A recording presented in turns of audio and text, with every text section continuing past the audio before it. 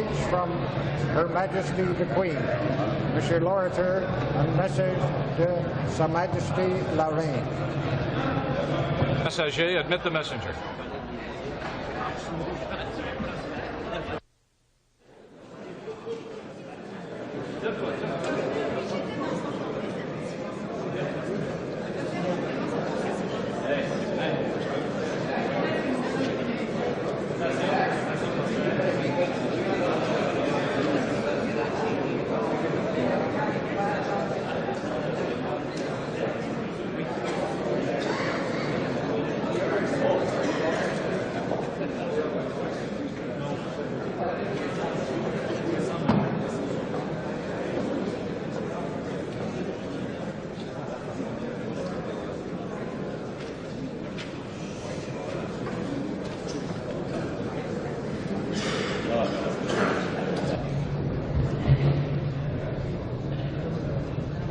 Monsieur l'Orateur.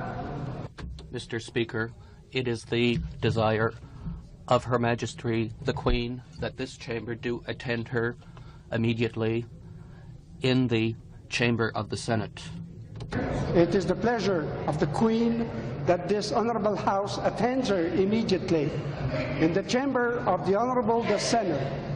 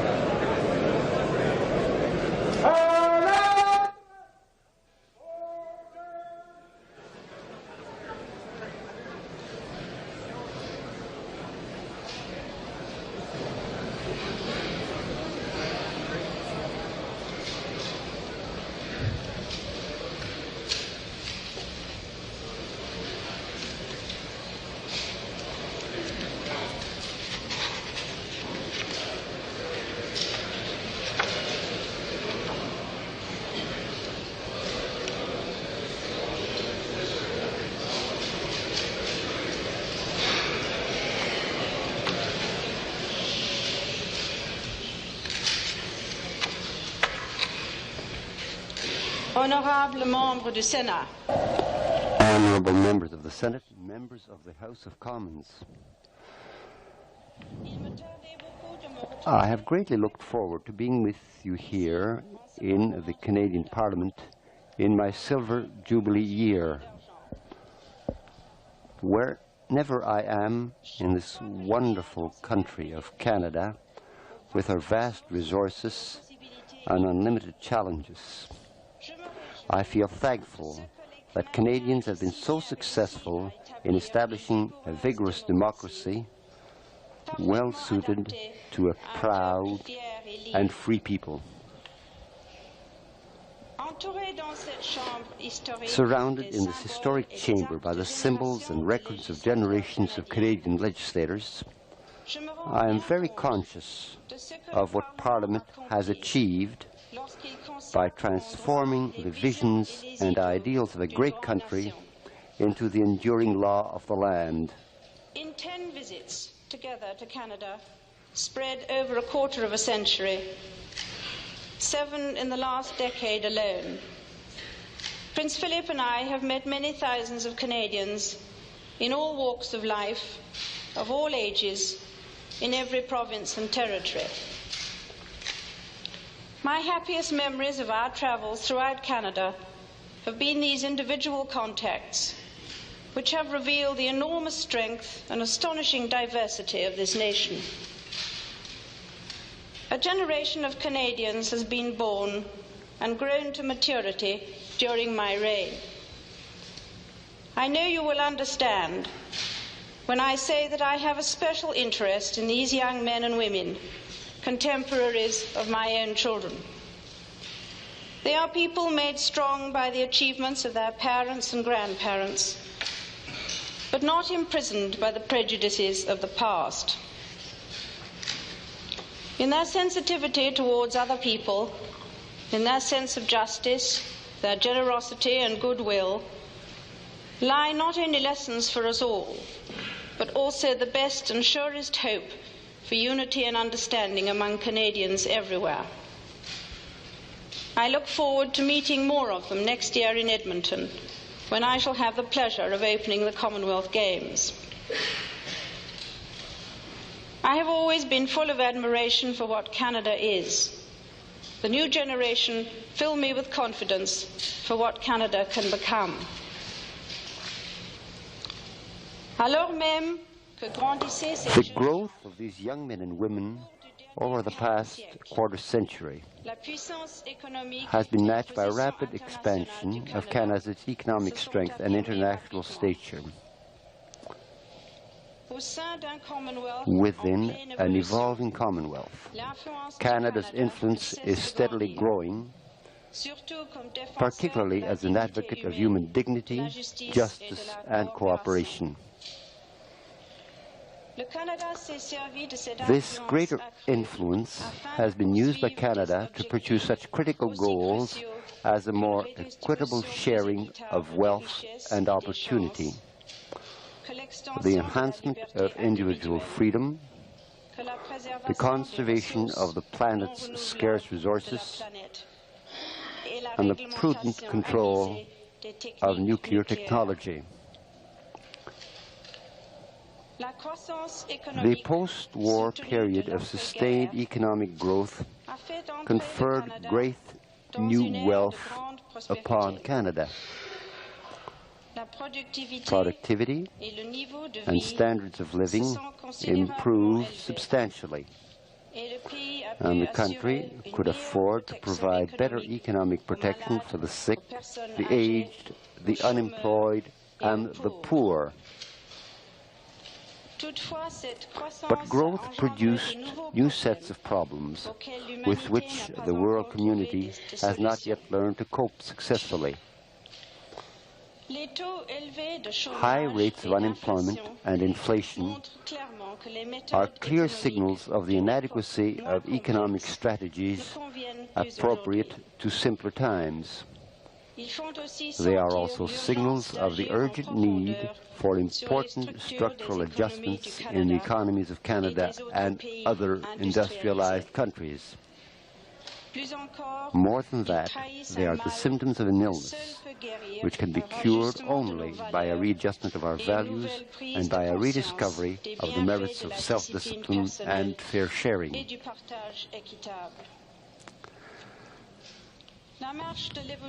The process of change will require continued consultations with Canadians so that there may be a shared appreciation of current problems and a shared acceptance of strategies for the future. The government publications entitled The Way Ahead and The Agenda for Cooperation were designed to involve all Canadians in the discussion of how best to adapt to changing economic circumstances. The changes that are now taking place impose burdens on some Canadians, and the government remains committed to protecting these individuals. The government has recently made new funding proposals to the provinces which will improve the efficiency and flexibility of social services, such as the rehabilitation of disabled persons, daycare, and community development services. The delivery of these services will thereby better reflect varying conditions and priorities across the country. It is hoped that the response of provincial governments will lead to the introduction, during this session, of a revised Social Services Act. The human hardship imposed by the current level of unemployment in Canada is deeply disturbing. It is neither just nor tolerable that in this country there should be so many men and women deprived of the dignity of self-supporting work, unable to meet their financial commitments, and plan confidently for the future. It is intolerable that so many are deprived of their right to secure and productive lives, and that their families bear an unfair burden of worry, uncertainty, and deprivation. On a national scale, unemployment now constitutes a very serious obstacle to economic growth. All may see the benefits of existing government job stimulation programs, such as youth and community employment projects and direct job creation by government. New initiatives have also been taken to encourage the mobility and upgrade the skills of the Canadian labour force and to encourage small business. But more must be done. To stimulate the expansion of industrial activity and create jobs in the private sector, the government adopted a number of initiatives in its March budget. The investment tax credit was extended and was also increased in slower-growing regions of the country as a means of reinforcing the regional development policy of the government. Tax incentives were increased for energy exploration and rail facilities. The dividend tax credit was substantially increased to encourage investment. Deductible capital losses were doubled, and business was permitted to adjust inventory valuations to partially offset the effects of inflation. Legislation will be reintroduced to affect these tax reductions and investment incentives. But the current unemployment situation obviously requires further action. Therefore, this legislation will be significantly strengthened to provide further immediate stimulus to the economy and to create new employment. The details of these further initiatives will be announced by the Minister of Finance during the course of the debate which begins tomorrow. Further stimulus must not be allowed to compromise our objective of continuing reductions in inflation. The government will continue to exercise responsibility in controlling its expenditures. The continuation of the income and price controls programme through the early part of 1978 will help to contain inflationary pressures. But controls on prices and incomes must then end. You will be asked to approve legislation to amend the Anti-Inflation Act to allow an orderly process of decontrol, as well as legislation to create a monitoring agency. The government is confident that the outcome of the multilateral trade negotiations now underway in Geneva will be of considerable benefit to Canada. Consultations with the provinces and with the private sector will be intensified in order to ensure that this benefit is shared by all regions of the country. In preparation for the new trading environment which Canada will face in the 1980s, the government will introduce measures in this session to enhance Canada's exports. Further support will be provided to the private sector in undertaking large capital projects in other countries. In the continuing implementation of its food strategy, the government will work with the provinces to ensure a coordinated approach to agricultural development, making better use of Canada's food-producing potential. As part of the government's consultation process, a national food conference will be held. It will bring together representatives of governments, producers, consumers, and the food industry to work together toward a national agreement on how Canada's food strategy should be further developed and implemented. New initiatives are underway to provide the consumer with readily accessible information on food prices and nutrition. The government will ensure that the views of producers, processors and consumers are adequately represented on marketing boards and agencies so that they may operate more effectively. Several measures will be placed before you to improve the national transportation system. For example, new ports legislation will be introduced which will enhance local autonomy while maintaining the overall national interest. In the field of energy, it will continue to be the determined policy of the government to work with the provinces towards the goal of self-reliance, particularly by encouraging exploration and conservation to reduce our dependence on imported oil. Further encouragement will be given to the development of energy-saving technology, of renewable energy sources, and of the application of solar energy. There are encouraging signs that the policy measures introduced over the past few years to promote exploration and development are beginning to bear fruit. In particular, exploration for natural gas in Western Canada appears to have been highly successful over the past 2 years. There are also encouraging prospects in the Beaufort Sea area and the Arctic Islands. Petro-Canada, in cooperation with the private sector, is seriously examining the feasibility of delivering natural gas to markets in Quebec and the Atlantic provinces. Exploration in the Arctic will be further encouraged by the proposed Northern Gas Pipeline. A bill will be placed before you to seek your approval for the implementation of the pipeline agreement negotiated with the Government of the United States. This historic agreement, which will launch one of the largest civil engineering projects in the history of the world, will provide immense benefits to Canada through jobs, investment, the purchase of materials, and through easier and cheaper access to northern Canadian gas reserves. You will also be asked to approve a Canadian Petroleum and Natural Gas Act, which will regulate oil and gas exploration on federally administered lands and establish a system of royalty payments.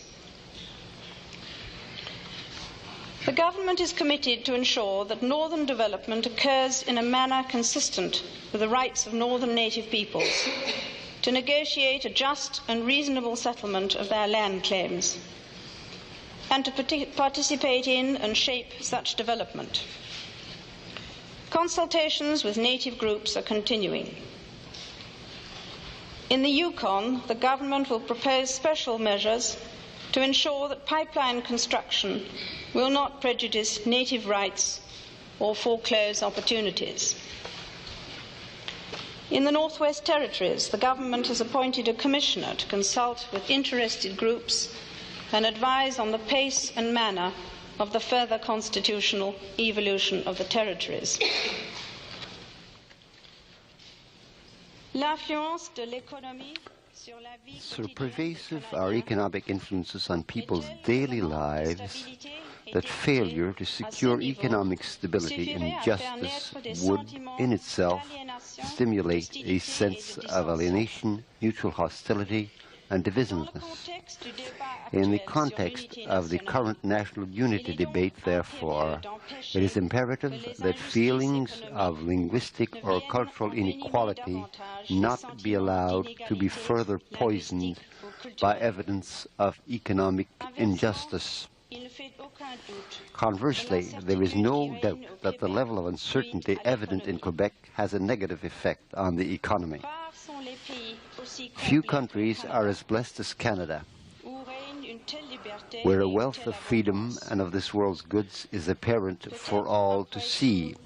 Perhaps only those who have come here from less fortunate lands can appreciate to the full the great good fortune of living in a country so favored by nature and so enriched by its cultural diversity. Even in the midst of plenty, however, there are Canadians who know they are not receiving their fair share. To cite just one example, in those parts of the Atlantic provinces where unemployment is particularly severe, some see themselves as an excluded group, able to gaze upon the good life only from a distance. There are many living in the West who have contributed much to Canada, yet believe their voice is little heard by others. There are many living in Quebec who feel deeply that Canada at present does not provide them with the opportunity to fulfill their reasonable aspirations. There are, too, native peoples across the land who are still in search of a better life for themselves and for their children. This discontent in such a wealthy country must find its causes in the human spirit, and it is there also that the unity of the nation must be found. A greater willingness to listen to each other, to understand each other's needs, a greater generosity between individuals and between different parts of the country, a greater willingness to sacrifice so that others may have a chance, to take less so that others may have enough. All these are in the realm of the spirit. All are essential to the unity of the country. Governments, of course, have a special responsibility to both encourage and respond to the spirit of unity by their words and their actions. Canadians are, I believe, coming to recognize the seriousness of the problem. They are recognizing the need to make a new and deeper dedication to mutual understanding and sharing. The government dedicates itself profoundly to the rediscovery of the spirit of unity. It wishes to learn from all who are interested in Canada and who have thoughts on how it can be made a better place in which to live. It is prepared particularly to work with the governments of the provinces, all of whom have a vital interest in a better Canada. The government recently appointed the Task Force on Canadian Unity, which is now in the process of canvassing opinion in all parts of Canada. The work of the task force should assist Canadians to participate more actively in debate and to make a greater contribution to the future shaping of the country. The government will also be placing before Parliament, and in this way before the people of Canada, later in this session, a measure that will contain a number of proposals relating to the Constitution of Canada, which it believes will be of particular importance for the future of the country. The proposals will be concerned, among other matters, with the essential nature of the Canadian Federation and its objectives, with certain fundamental rights and freedoms which the government feels should be enjoyed by all Canadians as being essential to Canada's continuing existence as a free and democratic society, and with certain elements of the framework of the Canadian Federation that are important to its effective functioning. It is the hope of the government that these proposals will stimulate a process of constitutional review in which all governments in Canada will share, and in which Canadians generally will have an opportunity to express their views and convictions about the kind of Canada they wish to have now and in the future. We may confidently expect that from that process may emerge a new federalism that will receive the support and the devotion of Canadians everywhere. The question of language rights is of particular relevance to national unity, and the government has therefore welcomed the historic statement on language approved at the meeting of provincial premiers at St Andrews in August. The government believes that this important initiative can and should become a basic part of our constitution, and has recently asked the provinces to consider this possibility. After consultation with the provinces, the government will amend the criminal code to guarantee the right of accused persons to be tried in the official language of their choice. The goal of enhancing the rights and freedoms of Canadians can also be pursued through commitment to the principle of open government. An example of that commitment was the enactment of the Human Rights Act and the recent appointment of the Human Rights Commission and the Privacy Commissioner. To the same end, the government looks forward to hearing the views of Parliament on the government's proposals concerning public access to official documents. In the further promotion of open government, you will be asked to approve the establishment of the Office of Ombudsman to deal with complaints arising from federal administrative actions. The government will also propose the amendment of the Official Languages Act in order to make more specific its provisions respecting the language of work of federal employees, to strengthen the role of the Commissioner of Official Languages, and to clarify the role of the courts in safeguarding the equality of status of the official languages within the jurisdiction of the Government of Canada.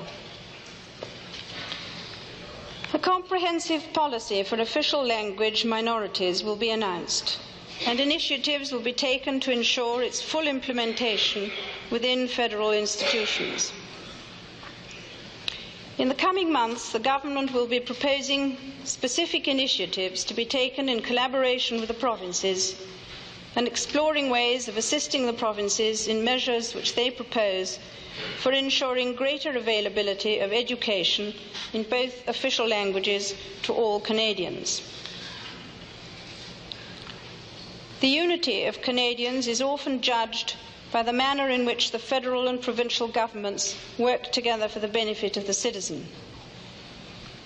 It is in recognition of this that the government has recently designated a Minister of State responsible for federal-provincial relations, so that greater attention can be given to the search for harmony and cooperation between governments in Canada.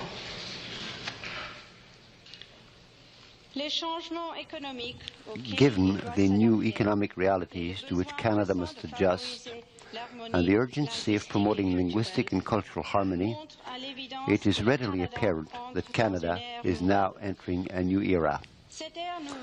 It can be an era of increasing confrontation, tension, and division, or an era of enhanced freedom, cooperation, and unity of purpose. Fundamentally, the choice must be made by every citizen every day. It is apparent to thoughtful Canadians everywhere that this is a time of great decisions for Canada, a time for rediscovering the strength and potential of a marvelously free and caring country. That rediscovery will require that Canadians rededicate themselves to each other's well-being, just as I dedicate myself anew today to the people and the nation I am very proud to serve. Members of the House of Commons, you will be asked to consider budget proposals and to approve the expenditure of funds required for the administration of government services and programs. Honourable members of the Senate, members of the House of Commons, may God bless and inspire all your deliberations and decisions.